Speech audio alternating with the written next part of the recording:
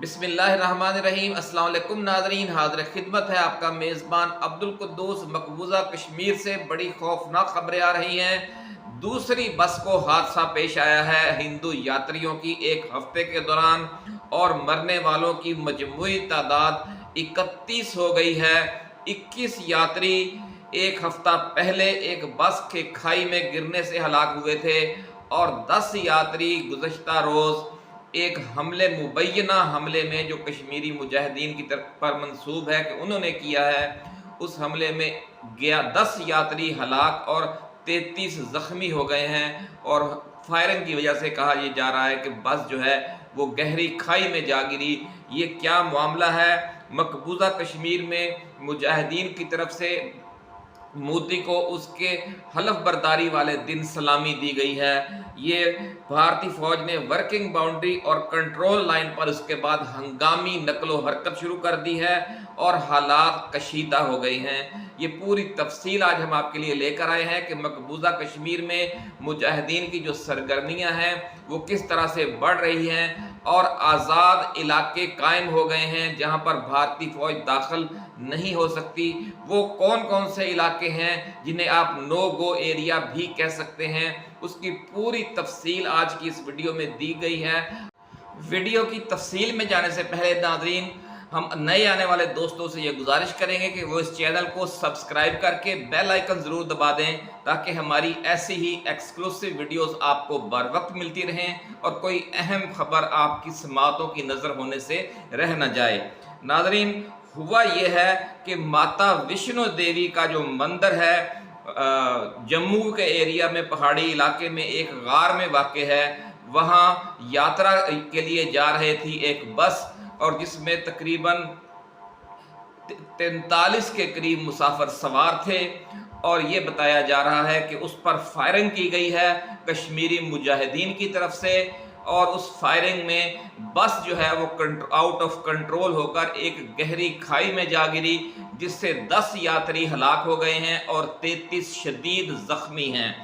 ये वाक़या नाज़रीन रियासी जो है, रियासी एक ज़िला है मकबूजा जम्मू का, जो पूंछ और राजौरी के करीब वाक़ है, और वहाँ पर यह वाक़या पेश आया है। इन तीनों अज़ला में पिछले कई अरसे से, कई माह से अस्करियत पसंदी अरूज पर है, और इससे जो मुल्हिका है पीर पंजाल का जो पहाड़ी सिलसिला है, वहाँ पर अफ़गान अस्करियत स्टाइल में कश्मीरी मुजाहिदीन ने पिछले 1.5-2 बरसों के दौरान नीम आज़ाद इलाके कायम कर रखे हैं, जहां पर भारतीय फौज का कोई कंट्रोल नहीं है। और वहां कंट्रोल हासिल करने के लिए अब मोदी बहुत बड़ी जंग छेड़ने जा रहा है, और इस जंग में भारतीय फिजाइया की मदद भी हासिल होगी, लेकिन और खौफनाक बमबारी भी की जाएगी, गनशिप हेलीकॉप्टर भी इस्तेमाल किए जाएंगे, और इसके साथ साथ पाकिस्तान के साथ कंट्रोल लाइन पर कशीदगी बढ़ाने के लिए जंगी बुखार भी पैदा किया जाएगा।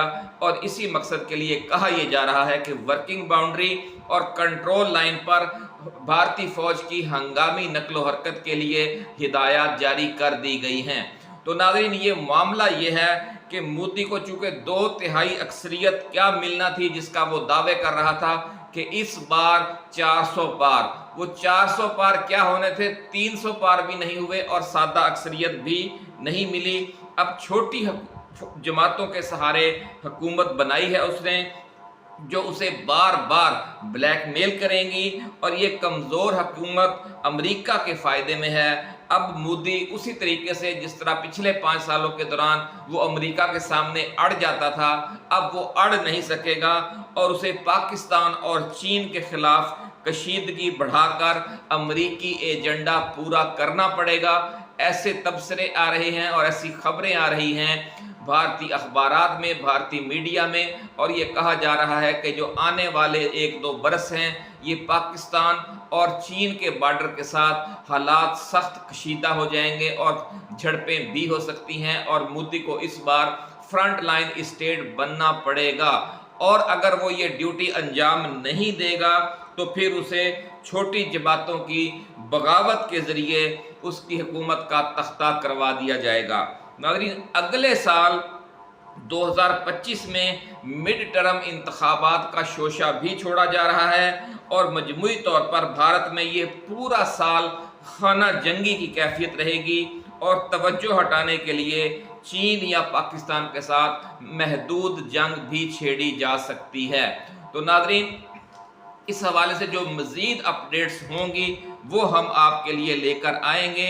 जो पीर पंजाल का इलाका है वो बहुत घने जंगलात से घिरा हुआ है और उसकी जो चोटियां हैं वहाँ पर बर्फ़ जमी रहती है।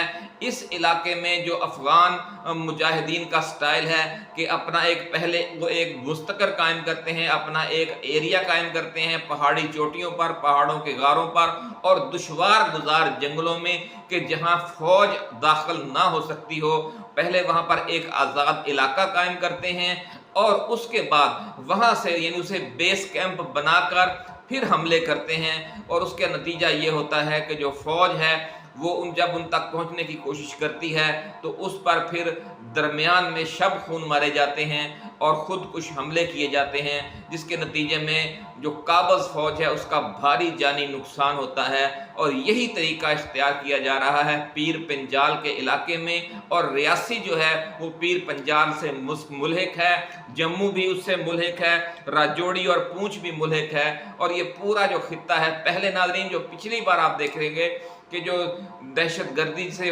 भारत कहता है या अस्करियत पसंदी जिसे कहते हैं, आज़ादी की जो जंग है उसका मरकज़ वादी कश्मीर था, लेकिन अब वो जो मरकज़ है इस जंग का वो वादी कश्मीर से बाहर निकलकर जम्मू के एरिए पीर पंजाल के पहाड़ी इलाके में आ गया है, जहाँ पर कश्मीरियों के साथ साथ गुजरों की बड़ी आबादी है, बकरवालों की बड़ी आबादी है।